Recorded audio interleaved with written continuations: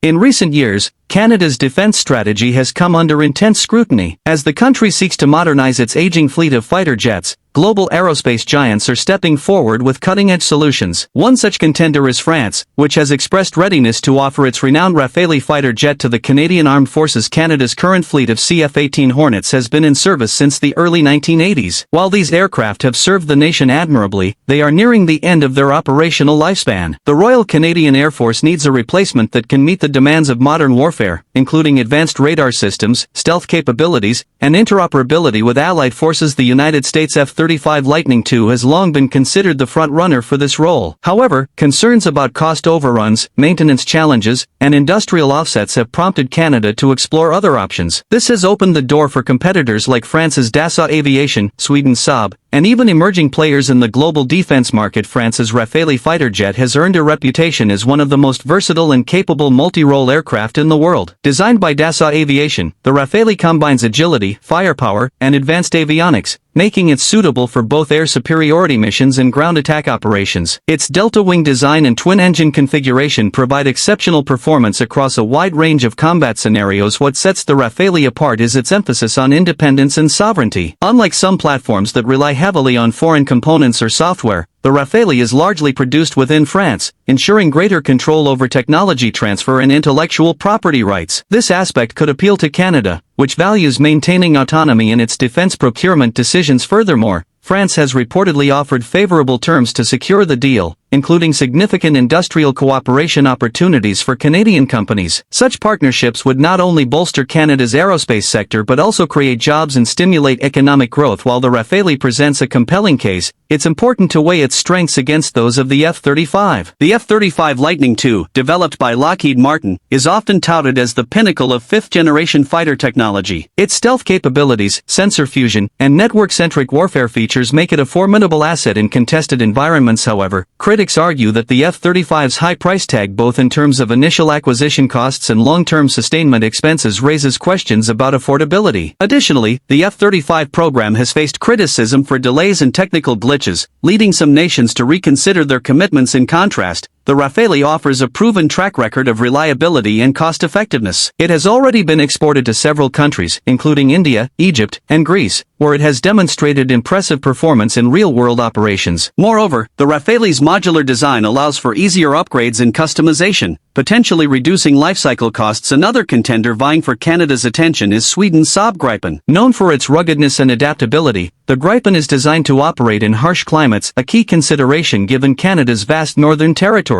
Like the Rafale, the Gripen emphasizes affordability and ease of maintenance, positioning itself as a practical alternative to the F-35. One of the Gripen's standout features is its ability to land on short runways, enabling dispersed basing strategies that enhance survivability in wartime. This capability aligns well with NATO's evolving doctrine of agile combat employment, which prioritizes mobility and resilience. But the competition doesn't stop there. Other nations, including China and Russia, have developed advanced fighter jets that could theoretically enter the fray. For instance, China's J-20 Mighty Dragon represents a leap forward in stealth technology, while Russia's Su-57 Felon showcases innovative aerodynamic designs. However, geopolitical considerations and export restrictions make these options less likely for Canada at this time. Choosing a new fighter jet isn't just about technical specifications, it's also a deeply political decision. By opting for the F-35, Canada would strengthen its ties with the United States and reinforce its commitment to NATO's collective defense framework. On the other hand, selecting the Rafale or Gripen could signal a desire to diversify partnerships and reduce reliance on American hardware. This choice carries broader implications for Canada's defense policy and international standing. Aligning too closely with Washington might alienate other allies, particularly those in Europe who view the Rafale as a symbol of Franco-European collaboration. Conversely, pursuing non-US options could strain relations with Washington, especially if it perceives Canada as undermining shared security objectives. Beyond military considerations, any decision must account for its impact on Canada's domestic economy. Defense procurements often come with strings attached, requiring bidders to invest in local industries as part of offset agreements. These arrangements can lead to substantial benefits, including job creation, skills development, and technological innovation. Both France and Sweden have signaled willingness to engage in meaningful industrial cooperation with Canadian firms. For example, Dassault Aviation has proposed establishing joint ventures to produce Rafale components in Canada, while Saab has highlighted its experience collaborating with partner nations on similar projects. Such initiatives could position Canada as a hub for aerospace manufacturing, enhancing its competitive edge in the global market. Despite the allure of these advanced platforms, no option is without risks. History shows that large-scale defense acquisitions frequently encounter hurdles, ranging from budget overruns to logistical nightmares. The F-35 program serves as a cautionary tale, having grappled with numerous setbacks despite its groundbreaking capabilities. Moreover, integrating a new fighter jet into existing infrastructure requires careful planning and execution. Training pilots, upgrading facilities, and ensuring compatibility with legacy systems are all critical factors that demand attention. Failure to address these challenges could undermine the effectiveness of Canada's Air Force and erode public confidence in the government's handling of defense matters. As Canada weighs its options, the stakes couldn't be higher. The decision to acquire a new fleet of fighter jets will shape the nation's defense posture for decades to come, influencing everything from operational readiness to diplomatic relationships. Whether the choice ultimately falls on the Rafale, F-35, Gripen, or another platform, one thing is clear: Canada must strike a delicate balance between capability, cost, and collaboration. By carefully evaluating each contender's merits and drawbacks, policymakers can ensure that the chosen solution not only meets immediate needs but also lays the foundation for a stronger, more resilient military. The world is watching, and the outcome of this procurement process will resonate far beyond Canada's borders. Thank you for watching.